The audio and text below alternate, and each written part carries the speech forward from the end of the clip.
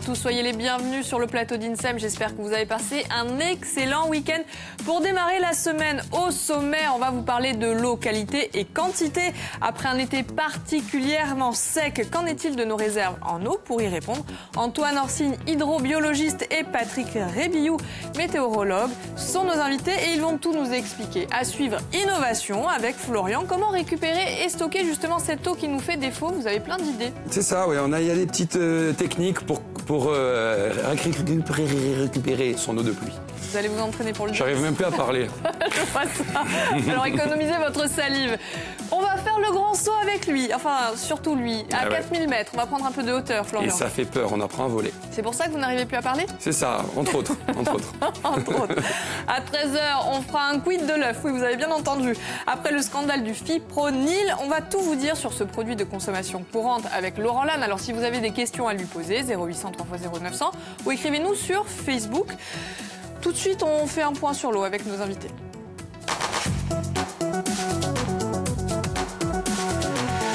Antoine Orsigne, bonjour et bienvenue. Bonjour. Donc on l'a dit, hydrobiologiste, entre autres titres. Vous êtes accompagné de Patrick Rébillou, vous êtes directeur du Centre Météo France à Ajaccio Campo dei Lors, vous êtes météorologue également. On a vu Florian et on a vu notre nouvelle recrue, Marina Branc. Bonjour Marina. Oui, bonjour. Ça va? Bien, ça va. Alors Marina est issue de l'Université de Corse et elle va nous accompagner tout au long de la semaine. Elle va même chroniquer, vous nous direz ce que vous en pensez à la fin de l'émission. Messieurs, il a enfin plu ce week-end. Enfin, un petit peu plus de 10 minutes après un été. C'est un moment qu'il pleut quand même. Ah ouais, Vous êtes sûr? Oui, plusieurs week-ends. Attention. Ah oui, c'est surtout le week-end, on dira ça. Mais l'été a été particulièrement aride. Est-ce qu'on peut parler d'une sécheresse record pour cette année? Pas que l'été, hein. Le printemps a été aride.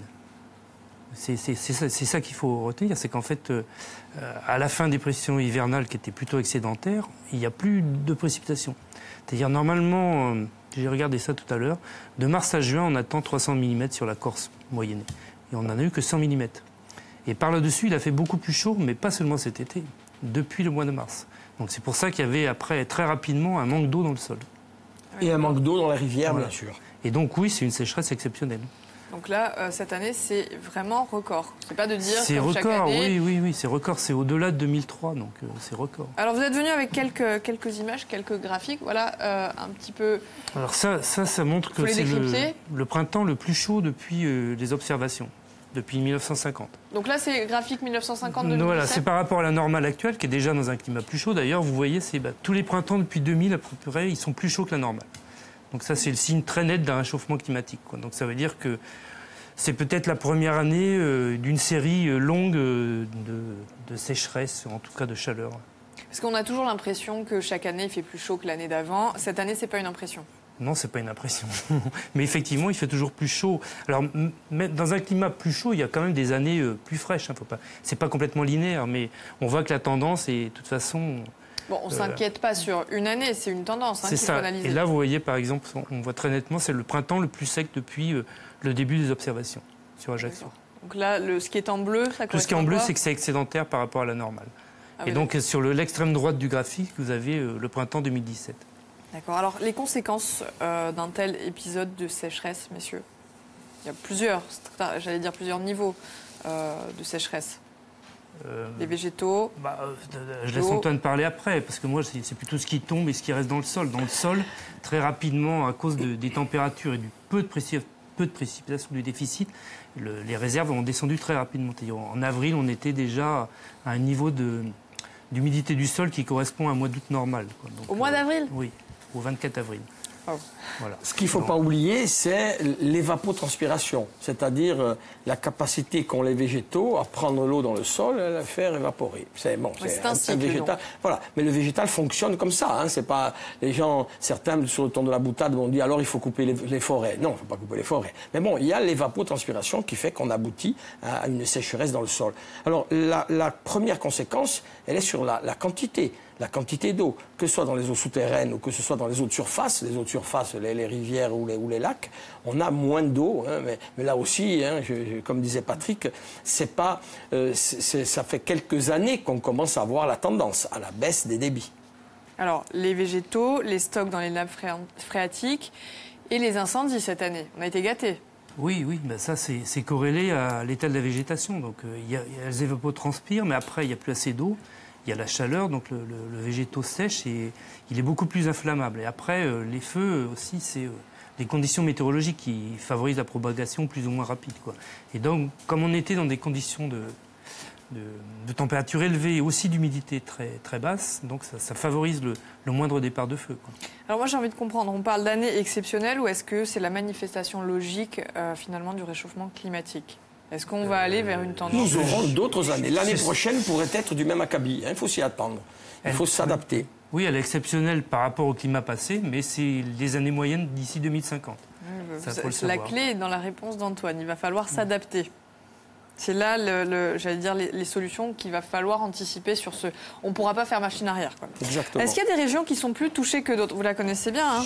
J'ai pas de micro. Ah, pardon. Voilà, comme il fait chaud, elle nous apporte des glaces. Ouais, mais là, du coup, je suis perturbé.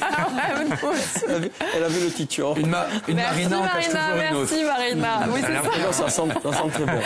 Alors, avant de vous laisser déguster ce que vous avez amené Marina, est-ce qu'il y a des régions qui ont été plus touchées que d'autres par la sécheresse en Corse?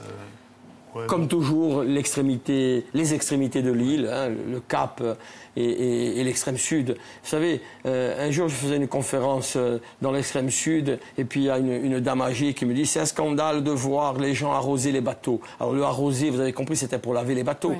Mais je comprends cette dame qui a vécu des sécheresses. Donc là, ça veut dire que probablement, pour laver des bateaux et pas arroser, comme avait dit cette vieille dame, il faudra faire attention. Quand on regarde dans le port de Bonifacio, utiliser de l'eau douce, c'est clair, pour laver un bateau, pour enlever le sel, il faut de l'eau douce.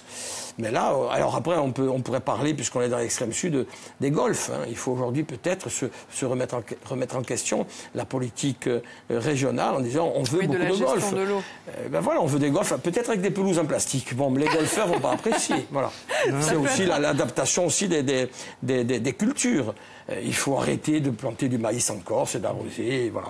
Bon, alors, c'est vrai qu'avec la rareté, il y aura des conflits d'usage qui vont devenir encore plus criants. Et qui plus est sur une région particulièrement touristique. Messieurs, je vous en prie, vous pouvez passer à la dégustation. Merci, hein. Puisqu'on va faire une petite parenthèse justement pour parler du jeu. Si on veut jouer... Non mais ça se mérite. Je suis désolée, vous avez goûté ça. Ne vous offusquez pas. Florian, si on veut jouer, comment on fait? Alors, si on veut jouer... On nous appelle au 0800 3x0 900. Pour le moment, vous nous appelez pour tenter d'être sélectionné. Le premier qui appellera jouera avec nous en direct par téléphone. Alors à gagner, il y a plein de choses aujourd'hui. Il y a notamment cette jolie enceinte rouge qu'on voit bien à l'écran. Il y a le livre Architecture et art de vivre en Corse avec une belle piscine. On parle d'eau. Mais les piscines, on s'en sert aussi pour stocker l'eau l'été. Pour les pompiers, non? On aura la discussion sur on en reparlera. Vous avez raison de poser le problème. Ça va devenir un problème. Alors, la BD, l'histoire de la Corse racontée aux enfants, voilà. Et vous gagnez également ce porte-clés, hein, et un bon d'achat de 50 € dans les stations Total. Donc, appelez-nous et jouez avec nous en fin d'émission, en direct sur le plateau. Vous allez voir, le jeu est plutôt sympa. 0800 3x0 900. C'est un peu Noël hein, avec vous aujourd'hui. Ah, c'est Noël. C'est très bien. Je suis le papa Noël. Alors Florian, puisqu'il est question de pénurie d'eau, vous avez trouvé des solutions pour l'économiser. Alors oui, on essaye. Alors l'idée effectivement serait de récupérer l'eau de pluie plutôt hivernale, hein, donc comme on disait, et de la stocker chez soi pour le reste de l'année. Il faut bien sûr avoir une maison, et en Corse on ne manque pas de maison, hein, donc ça s'adresse quand même à beaucoup de personnes. Si vous êtes en appartement, c'est plus compliqué, mais il y a toujours la bonne vieille bassine sur la terrasse. Alors la question c'est tout d'abord pourquoi récupérer l'eau? C'est pour faire une économie de ressources. Un foyer de 4 personnes recueillant l'eau pluviale peut réaliser une économie de plus de 40 à 50% de sa consommation d'eau de ville, soit environ 300 € de moins par an sur votre facture, et sans restreindre son utilisation quotidienne qui est à peu près de 150 à 200 litres en moyenne. Les endroits de la maison concernés par ces économies sont plus les WC, la lessive, la vaisselle, le lavage de voiture, et l'arrosage de jardin arrive en dernière position. Vu ce que nous annoncent Antoine et Patrick, il faudrait mieux s'armer pour l'été. Mais alors, comment récupérer cette eau? Il faut installer un récupérateur plus ou moins sophistiqué. Alors, il y a le récupérateur d'eau antique qui contient à peu près 250 litres d'eau et qui coûte à peu près 150 €. Il y a le gros cube blanc que l'on peut retrouver souvent sur les exploitations agricoles d'une capacité de 1000 litres et qui ne coûte pas très cher, à une centaine d'euros seulement, mais également la citerne souple et automatique. Il y a donc vraiment de quoi faire, même si ces systèmes de récupération restent pratiques pour le moment, pour le jardin. Concernant l'habitat, le coût des travaux pour un kit complet avec une cuve de 5000 litres, donc qui est la capacité la plus courante, avec pompe, accessoires et réseau de distribution, coûte entre 5000 et 8000 euros quand même. Bon, vous allez me dire, c'est un bel investissement. Mais attention, il y a des subventions, justement, jusqu'à 50% du crédit d'impôt pour les équipements, par exemple. Et plus vous êtes nombreux dans la maison, plus le montant de ces aides est important. Il faut à ce moment-là se diriger vers la préfecture ou vers les mairies pour faire une demande. Alors, comment ça marche? L'eau de pluie qui tombe sur la toiture. Pourquoi vous rigolez, Célia? Pas du tout. Non, mais en fait, je rigole parce que je vois Antoine acquiescer et il va faire le bilan. Il enregistre tout. Pour le moment, on est bien. Vous êtes très bien. Bon, pour le moment, on est bien, d'accord. Donc, l'eau de pluie qui tombe sur la toiture est canalisée vers les descentes de gouttières qui sont reliées à la cuve. L'eau passe ensuite dans un filtre qui sépare les impuretés en suspension. L'eau de pluie chemine alors vers les différents points de puisage. Quand la cuve est vide, le système bascule automatiquement vers le réseau d'eau de ville. Maintenant, si vous êtes bricoleur, rien ne vous empêche de faire un tour sur le web. Il y a toujours des tutos très intéressants sur la confection de récupérateurs d'eau artisanaux, mais tout aussi efficaces. C'est fini. Merci Florian. Alors, qu'est-ce que vous pensez de ces solutions? C'est une des solutions. Je vais vous dire, on parle tant de la Corse avec la possibilité de légiférer. Aujourd'hui, il faudrait qu'en Corse, dans les 10 ans à venir, 10 ans, à mon avis, ce serait peut-être trop tard. Dans les années à venir, il faudra peut-être imposer aux résidences secondaires, aux maisons individuelles, qu'elles soient secondaires ou principales, imposer ce stockage. Aujourd'hui, il y a un vide sanitaire. On peut aller au-delà des 5000 litres. Parce que, alors, vous avez compris, ceux qui disaient il faut 2 réseaux, avec un réseau pour la toilette et un réseau d'eau potable. On a du mal dans les villages à faire un réseau. Alors vous en voulez 2, au brut et au...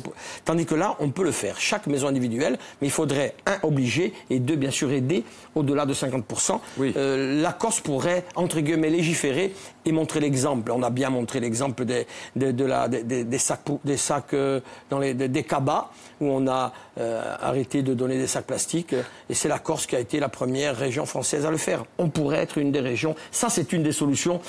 Mais il ne faut pas oublier une chose. Chacun s'y met, en fait. Il ne faut pas oublier. Alors moi, j'acquiesçais, c'est très bien. Il ne faut pas oublier une chose, que les plus gros consommateurs, c'est pas nous. C'est pas nous en eau domestique, ce sont les agriculteurs. Donc il faudra aussi l'approche agricole, parce qu'ils consomment presque 2 fois plus que nous. Alors c'est peut-être compliqué d'y répondre, mais plus largement, est-ce qu'il y a une politique de l'eau à mener pour avoir des solutions pérennes pour économiser l'eau en Corse aujourd'hui? Il y a plusieurs solutions. Est-ce que c'est ouais. La première, c'est de réduire les pertes de réseau. Il y a un débat, on dit il y a 10%, il y a 20%, il y a au moins 50% dans les réseaux, que ce soit des réseaux d'eau brute, pour l'agriculture, ou des réseaux d'eau domestique, ce que nous recevons à la maison. Donc ça, c'est la première chose. Après, c'est vrai qu'il faut probablement penser à du stockage, mais pas une politique de grands barrages. Les grands barrages, ça prend du temps, ça prend de l'argent.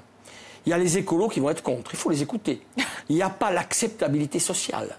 Ça, il faut y penser. Aujourd'hui, dans les études d'impact pour des barrages, il y a le volet acceptabilité sociale. Regardez le barrage du Risanez, 30 ans de projet. Est-ce que la Corse ne pourra pas... J'allais poser la question. Non, je ne pose pas la question. Nous ne pouvons pas attendre, pas 30 ans, on ne pourra pas attendre 10 ans à faire des mesures. Donc les mesures, ce sont des retenues collinaires, c'est-à-dire dériver une partie des cours d'eau et faire du stockage. L'idéal, mais vous avez montré une des bâches souples de 5000 litres. Aujourd'hui, il existe des bâches comme ça de 100 000, voire 500 000 litres. La solution, elle est là. Elle est là parce qu'il n'y aura pas l'évaporation. Parce qu'il faut savoir qu'une piscine, ça s'évapore. Beaucoup. C'est pour ça, tout à l'heure, je souriais en disant c'est le vrai problème des piscines. Ça s'évapore. Voilà. Et il faut voir l'arrêté préfectoral qui dit vous n'avez pas le droit de remplir, c'est-à-dire de vider et de remplir, mais vous avez le droit de compléter. Une piscine, on perd 10%. Donc l'idée, ça serait de stocker en sous-sol, enfin, je dirais. Alors, et de stocker fermé. Le stocker fermé, on évite l'évaporation et surtout, on évite la prolifération de microalgues et de bactéries. Donc, on garde la bonne qualité. Patrick ne dit rien, mais il acquiesce. Oui, c'est ça. Non, mais de toute façon, tu manges pas. Il faut aussi faire ce qui a été fait cette année, c'est des économies d'eau. Des économies, ouais, les gens. Parce que de toute façon, oui, on discutait avec Antoine tout à l'heure. Il a plu beaucoup cet hiver. C'est pas tous les hivers comme ça. Donc on peut très bien imaginer une année où vous n'avez pas le stock d'eau et on poursuit sur une sécheresse. Il a même neigé. Oui, il a même neigé. Ça, c'est extrêmement important. mais très tôt en plus. Bah justement, on verra pourquoi. Dans notre malheur, on a eu de la chance. Ouais. Si l'année 2000, si on avait eu cette année, cette sécheresse, avec les réserves qui n'étaient pas pleines comme l'an dernier, ça avait été une catastrophe, je vous dis. Hein. Parce que catastrophe aussi économique. Vous savez, moi j'ai des amis qui ont été dans des hôtels et qui disaient à 23h on n'avait plus d'eau. Bon, en rentrant du restaurant, si on devait prendre une douche ou faire le fou avec son corps, voilà. Donc c'est voilà. Bon alors on va marquer une petite parenthèse. Davena Kronakadi, Marina Branc. Je t'y attendais pas. Hein. Appena giunta uli torna in corti. E appena qui, Ocelia, perché di fatti va già parlare di qualcosa che si passa in corti e c'è un centro culturale universitario. A sapete che in corti si può andare a vedere pezzi di teatro, concerti a buon patto? No. No? Allora qui abbiamo Anton Orsini, che è professore all'Università di Corsica. Lui 30 anni. Allora conoscete appena il CCU. E appena sai, erosammente che lo geo CCU, per i cortinesi e per tutta la Corsica, perché è frequentato per tutta la Corsica zona. E per gli studenti di noi, sarebbe. E sicuro. Allora, qui va già parlare appena di UCCU, che è un servizio dell'università di po' più di 20 anni, a mi pare. E dunque, come so monitrice a UCCU, va già parlare di tanto in tanto, ogni mese penso appena a fare una programmazione di UCCU. Allora, dunque UCCU ci sono due attività maggiori, che sono l'atelier per gli studenti e la programmazione culturale. Questa programmazione si passa in dello spazio Natale Luciani, che è un luogo dedicato alla cultura. E su spazio ci sono una centina di piazze e in più una programmazione che è assai zeppa. Allora, per un mese d'utro va già parlare di presentazioni, video qualche programmi. Merci.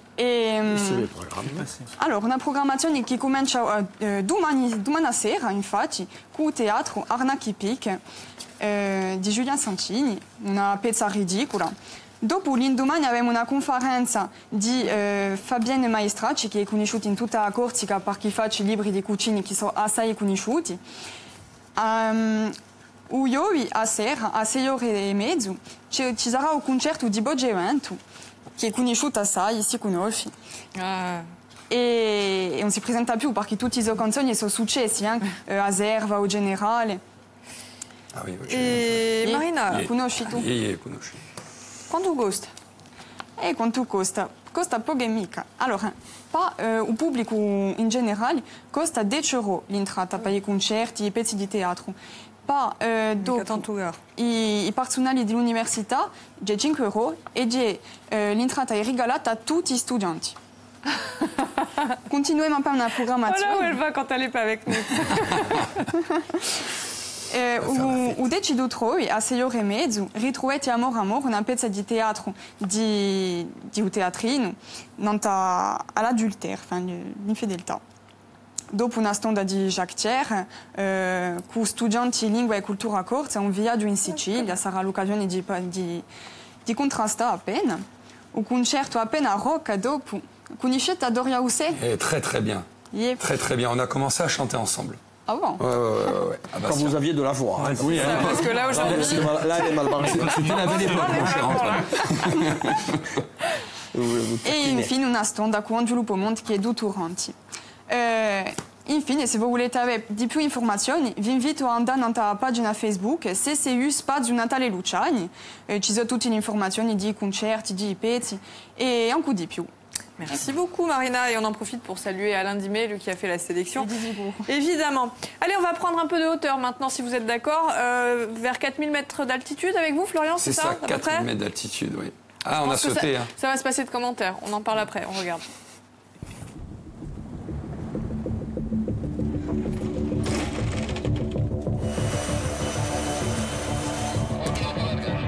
Nous sommes à Propriane, plus particulièrement à l'école de parachutisme du Valinco. Et je m'apprête à sauter d'un avion, oui, avec ma bonne tête de vainqueur.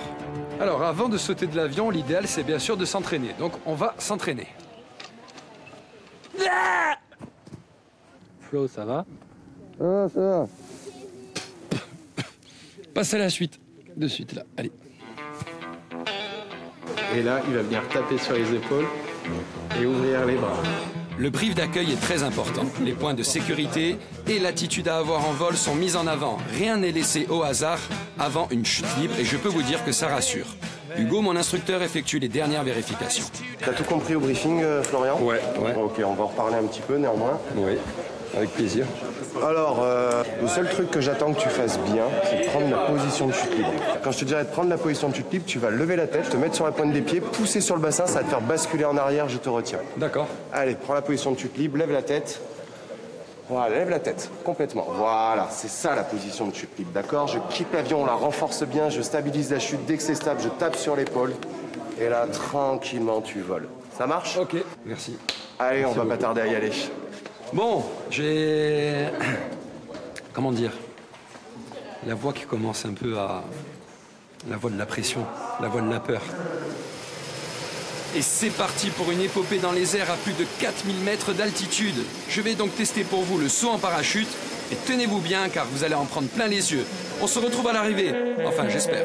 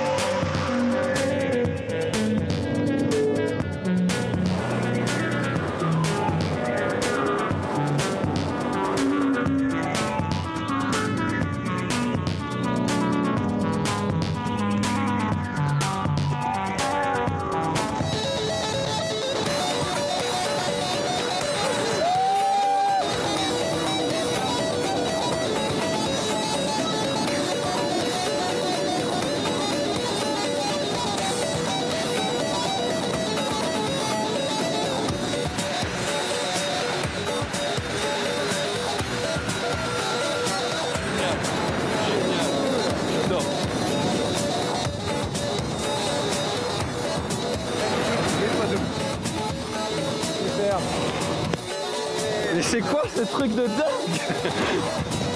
Hey. Oh mec. Alors Ça te déchire ou pas? Super les gars. C'était au top.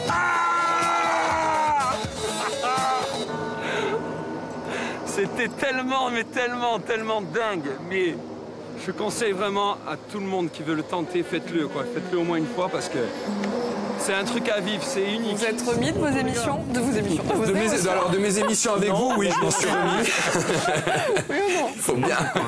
Oui, mais alors c'était vraiment quelque chose de... Ben, c'est unique, hein. C'est vraiment unique. Faites-le, tentez-le. Vous avez peur, mais à la fin, vous êtes content. On avait un expert, hein. Antoine, vous connaissiez tout, hein.